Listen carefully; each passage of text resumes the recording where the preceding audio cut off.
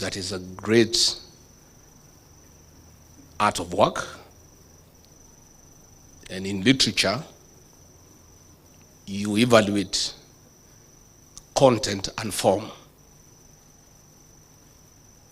At the University of Nairobi in the 80s, there were two schools of thought on what defines a great work of art. One group, led by the late Professor Chris Wanjara, believed that a good work of art is content, what you say. Another group, led by Professor Henry Dangasi, believed that a good work of art is the form, how you say it. Reading this great book, I want to confirm that it is splendid in both content and form. You have told a good story, and you have told it well. J.B. Muturi, my brother, is a great friend of mine. We have come from far. We were trying to make Uhuru Kenyatta president in the year 2002, together with Murathe. Those days, I used to take Uji Murathe. I quit the club. I'm still told you are taking Uji in the layer. And we did not succeed. We proceeded until we made Uhuru Kenyatta president in 2013. And he became speaker. I joined him as a member of parliament in the 12th parliament. And we've been very close. Then we looked for government together. We were in the same cabinet. What JB has written here, especially the latter part, is true. And in the cabinet we served under Gidenji, JB and I were the only true honest people. When I left, he was left as the only one who is honest. When he left, there's nobody in that cabinet who is truthful. The rest are flower girls and yes sir. And this is a good story, and these stories must be told. I will be telling mine, but not now. I'm too busy. I have some work to do. But I'll be doing a good work on the Ruto betrayal as we go on. It's good to tell this story because JB tried to bring order to government like he had brought in parliament. And JB was a good speaker. Despite the fact that he came from TNA, he never became a youth winger for Uhuru Kenyatta. JB and Kenneth Marede were two great speakers. It's unfortunate the speaker we have today is a youth winger. You find him in empowerment forums giving people maharagwe.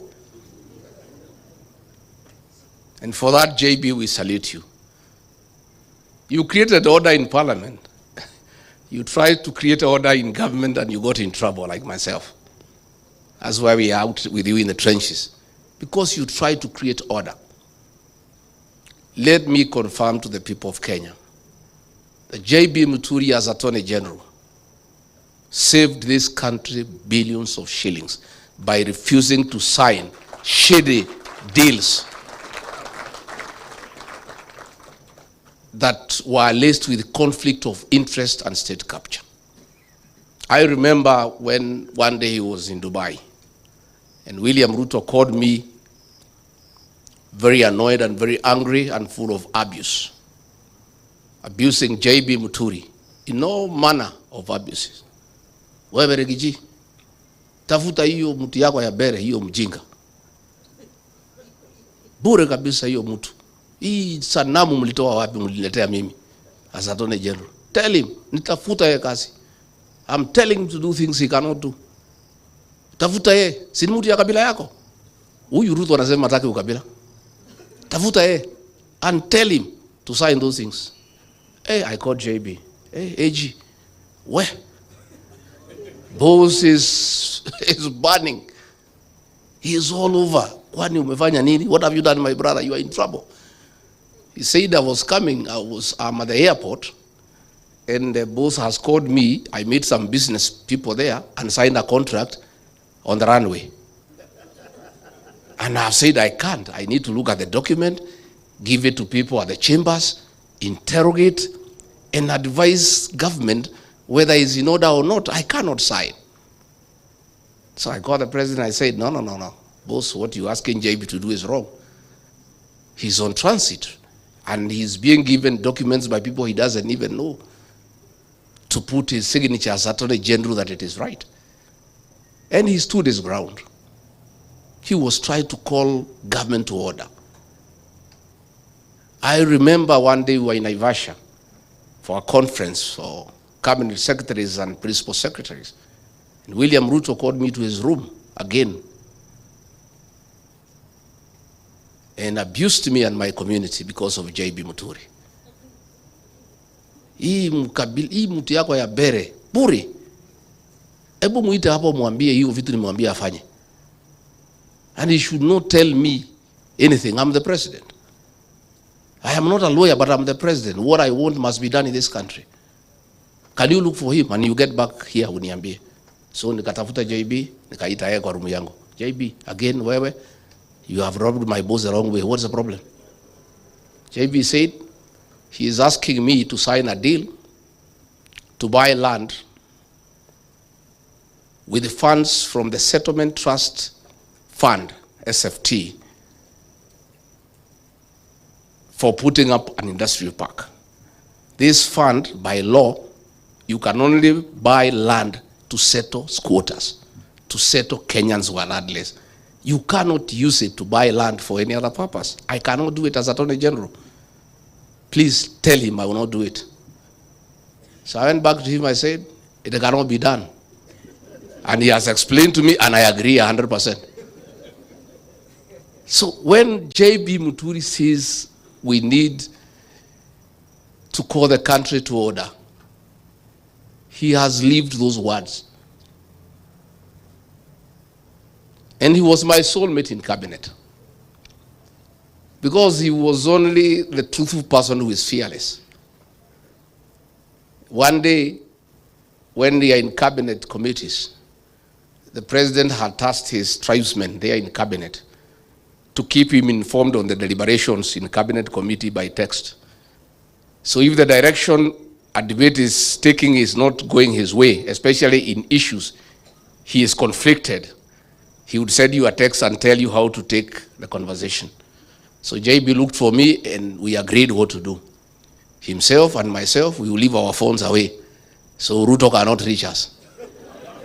By the time he has been told what he wanted is not going the right way, to a petition. And he has told you, I would say, I rose finance bill, everybody. Oh, Muturi, I said, boss, this thing cannot be accepted by the people of Kenya, and we'll have an egg on our face. Kenyans will not take this finance bill. He took me to task. I said, no. I told the Secretary to Cabinet, Mase Wajau, put it on record for posterity. I have said, no, it will not work. So when it did not work, we went to Cabinet. I wanted to revisit the matter, Kakata. I said, boss, can we go back to what I had said? After the agencies brought a problem. The worst, of course, is when JB's child was abducted by the National Intelligence Service. And he called me, William Ruto was out of town, and said, Deputy President, my son has been abducted. I'm talking to everybody, they are taking me in circles. This is not acceptable. And for your information, if your child is missing and is suspected to be in the hands of the police or security agencies, you go to court and file what you call a habeas corpus, compelling the Attorney General to produce the person, dead or alive. So JB Muturi asked me, as Justin Muturi, if I file a habeas corpus against the Attorney General of the Republic of Kenya, whom will it be served upon? So I called Kindiki, Mr. Yesa, he took me in circles. He was in Interior. I could see he's lying. He knows, but pretending he doesn't know. I called Nuruddin Haji, he took me in circles. I called Mohammed Amin, Director of CID, he took me in circles. I called Japheth Kome, he was the IG, he was talking to me in Kemeru. And they were all taking me in circles. And I called William Ruto, he was out of town. I said, Mr. President, Your Excellency, we have a problem in our hands. The son of your Attorney General has been abducted. He sits in the National Security Council. He is here with me asking why anybody would abduct his son. And he sits in the National Security Council. He is a principal legal advisor to the government. If anybody had a problem with his son, it's just asking Meji, can your son turn up here? I say, this is not right. Wewe Rigiji wacha fitina bana. Wewe umenisumbua. Kila siku unanipigia simu fitina. Abducted by who? In which country? Wewe bana usinisumbue. Usilete mimi fitina. He's put on the phone. So I told JB, go and face him. He knows where your son is. I've listened to him, I know him. And JB took my advice and I alerted him. I told him I will alert you when he arrives. The minute I was told he is 10 minutes away, the choppers were alerting, I said, be at the gate. He went and faced him head on as a man. And JB pongezi. That's the way to be a man. And within 2 hours, his son was at home. This is what we need for this country. Most people are cowards. JB, you didn't want to waste time inviting CSs. They cannot come here. They are cowards. They don't want to be associated with you because of what you say and what you speak.